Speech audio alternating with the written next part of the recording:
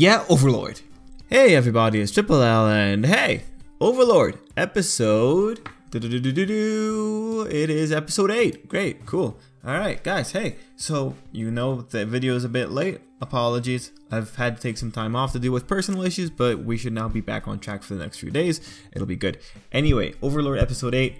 You know, overall, I enjoyed it. Last episode video, I thought, okay, you know, it's going to be pretty good. I'm excited. We're going to get to see some stuff next episode, and this was the episode. And I know in the comments someone pointed out, well, you know, let's hold on there because we're not probably going to get into it next episode. They were right, but what I was really excited about was seeing, not Overlord, seeing Sebastian and Climb, their little interaction, the whole thing with Climb overcoming the fear of death. I really wanted to see how that was going to work out in the animation. I was really excited for that. That's one of my highlights from this volume, so I really wanted to see it. I was pretty excited that we got to see it this episode, so overall I'm pretty happy. And now we're like leading into the next one, into the next segment, which we'll talk about in a little bit. But for me, really, that moment there was what I wanted to see. Now, unfortunately, this episode did take a hit in the art on some scenes. Like, if you look at the scenes where the three of them are standing together, you look at their faces, it's not the most pristine thing. Is this bad? Nah, not really. This is kind of just standard for anime. You can't expect to have it nice all the time. Like, these poor people, they can't produce high-quality work all the time. God knows what kind of schedules they have to deal with. But it's just, since this isn't that important of an episode, it's one of those things where it's like, alright, yeah, you know how they feel about the episode. All things considered, though, I'm happy for the moment. So, in that note, let's continue with things that I really enjoyed in the episode. So these are pretty much my highlights, what I found really funny. And after the enjoyment of the Climb segment with Sebastian, there were the other funny little moments like, Leader Girl is totally a chuny, and we see that when she's embarrassed. So just for those who don't know, chuny is just pretty much this like cultural phenomena that Japan's aware of, or it's just, you know, I guess it's their equivalent of rebellious people, goth people. It depends. You kind of need to look at the culture to like get the proper equivalents. But the point in Japan, at least, it's just people who make a big deal about themselves. They're very verbose. They chew up the scenery. When it comes to these characters, it's easier to point them out than it is to actually describe them sometimes. If you ever watched, what's that name? The one that Trigger did when supernatural battles became commonplace, that Trigger show. The main character is the perfect representation of that archetype of character. And with this girl, we have it being played out here. And another like little note is that when it comes to web novel authors, they in particular tend to be they're like us, right? They're fans. They're fans of the medium. And what happens is that a lot of times they like being super clever and they like making like little jokes about their own culture or about anime culture or video game culture. So the idea that, hey, this author's there and he makes a little character quirk and he has a little laugh to himself because it's a quirk that just pops up in everyday life, or pops up, or it's like something that's developed from just bombastic anime speeches and all that. You know, you have that quirk thrown in there, and that's pretty much what we get with this girl. So the way that the characters word this whole sequence, I really enjoyed it. Like, you had Evil Eye saying, oh, I guess those useless armor rings actually did have an importance if she's actually dealing with evil powers coming from the sword. And then you had I forgot her name, Gargan? I think that was her name. Forgive me if I got it wrong, but you know who I'm talking about, the big lady. She's talking about how she's heard her leader always wrestling with the power of the dark sword. It has darkness creeping in it. And then you have the leader girl who's just going and just saying, oh, I will hold my power, or I will hold my heart, you dark evil sword. Your evilness will not creep into me. Man, look, it was amazing, alright? I love that. Look, this poor girl, she's just having fun with her life. She is super powerful. She's super hardcore. She's at the top of the top. If you can't take a second to just go off by yourself and enjoy the fact that you're super powerful and you have a pretty badass sword, then what's the point of living, right? When I see that segment, it's like, it's pretty much the equivalent of like you know that really classic YouTube video of the guy that was playing with a broom and pretending it was a lightsaber? Or something like that. I think it was something like that. Yeah, anyway, just like that, you know, it's just, you want to have fun with your stuff, and for her, she's earned it. But yeah, I found the whole segment funny, and the part that really takes the cake is that Climb takes it seriously. Of course, everyone's taking it seriously, and of course, if this was actually like a serious thing, of course, take it seriously, but this is just leader girl.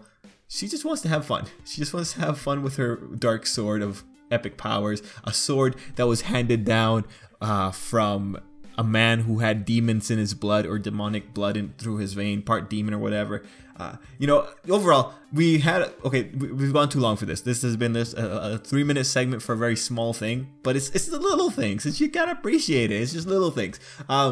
Aside from that, other part that I really enjoyed was Sebastian's boys, man. When they're walking, the 3 of them together down the alleyway, going into the next big stage. It's like, yeah, that's pretty badass. It's Sebastian's Angels, man. It's gonna be pretty good. That said, you know, seeing how everything worked out, right? Here's what we need. We started, Sebastian's gonna go deal with this problem. And the idea was, like, we need to get from that point to the point where Sebastian's gonna deal with this problem with friends. So between those 2 endpoints, you have the circumstance that brings these people together, and really, you know, when you see it playing out in the anime, at least in the way the impression it left on me, it's just pretty fast. It was pretty fast. It was just serendipitous to some degree. It was, I don't want to say contrived. It's just, you need to get to point B, and just seeing how this played out, it was just, okay, you know, like all of a sudden these guys are with this guy because this guy is super strong. But really, that's not a problem. People tend to follow people who are strong. People tend to put their faith in authority figures. And Sebastian, in particular, is a very charismatic figure. It makes sense that people would give up so much of their autonomy to follow behind a guy who is quite literally doing things that no one else can do. Like, you even have Brain going in there and saying, like, yeah, if me and the strongest guy in this kingdom went up against Sebastian, we would not win. And so it's interesting how much power makes a change in people.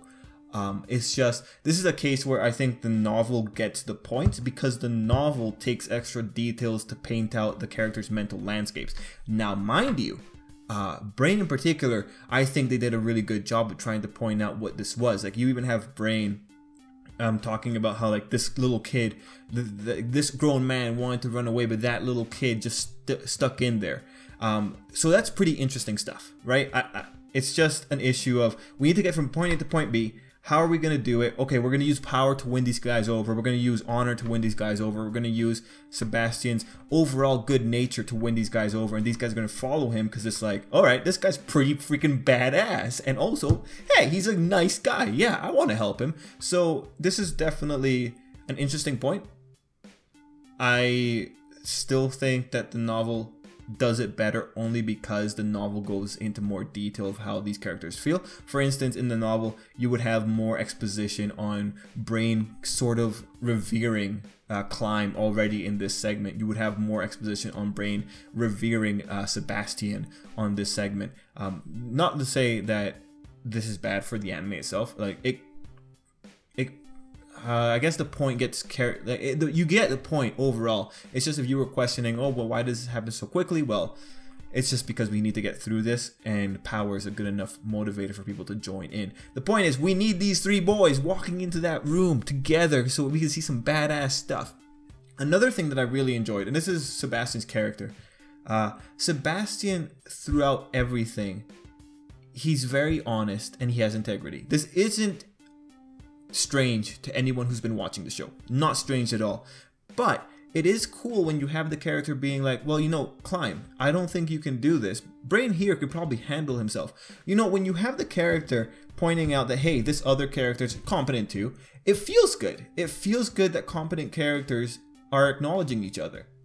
Mind you, they're not as incredibly imposing as Sebastian, but it's neat. This is like camaraderie. This is one of those charismatic qualities, and I really like that. I really liked how honest Sebas is in general. I really liked how honest he is, and I really like how Climb's just kind of understanding what he's doing.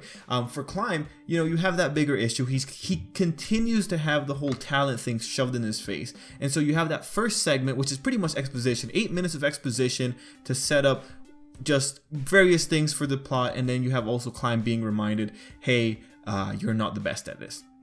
And also we have a callback to the previous episode with acknowledgement that Climb learned his move from an adventurer. So the adventurer lifestyle or the adventurer way of fighting is better suited for him.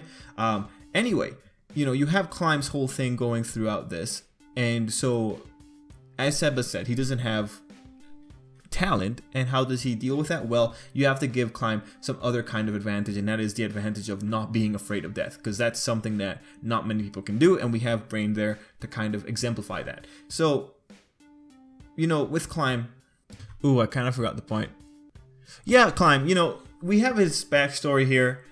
He has no talent, but he wants to keep doing things, and for Renner's sake, he's probably going to keep doing things. So I'm happy that Sebas was able to impart something on him, because when you have the whole front of an episode talking about how you can never be better than this, or you're never really going to get any better than anything else, having this guy come up and give him this little like ray of light, like, hey, you have a redeeming quality, this is your advantage, it feels good. It's overall a feel good episode for Climb. That said, Climb's personality is still very abrasive. It's still very to the point. It's still very obtuse, for lack of a better word. So like, there's I feel better about Brain than I do about Climb. But it's just because the kid's too earnest. He wants to be a good guy. He keeps holding his head up high. And it's just like sometimes, especially when it comes to his abilities, it may be an issue of he comes off arrogant only because he keeps his head up high, only because he keeps his self-respect. And that's really not what it is. It's just he has to stay that optimistic for the sake of the girl that saved his life, pretty much. So with Climb, I kind of want to see how he's going to rub off on me in the next episode, because I think the next 2 episodes are going to be critical for him. So I want to see how he's going to rub off on me, but I think it'll be fine. Overall, I think those are the main points I wanted to touch on. Oh, other little note, Climb has thick and firm hands. I just had that as a note, just going to put that there. And yeah, no, I think that's it. I think I'm going to leave it there. Overall, my favorite points are pretty much Sebastian's character, Brain's character. For whatever little we saw, I still enjoyed it, and Climb got his defying death sequence, and I'm happy for the kid. But yeah, guys, let me know what you thought down below. Those are my points. Are there any other points that you want to talk about? Put them in the comments. I will try to read them by the weekend, and yeah, guys, till next time, I hope you have a great day.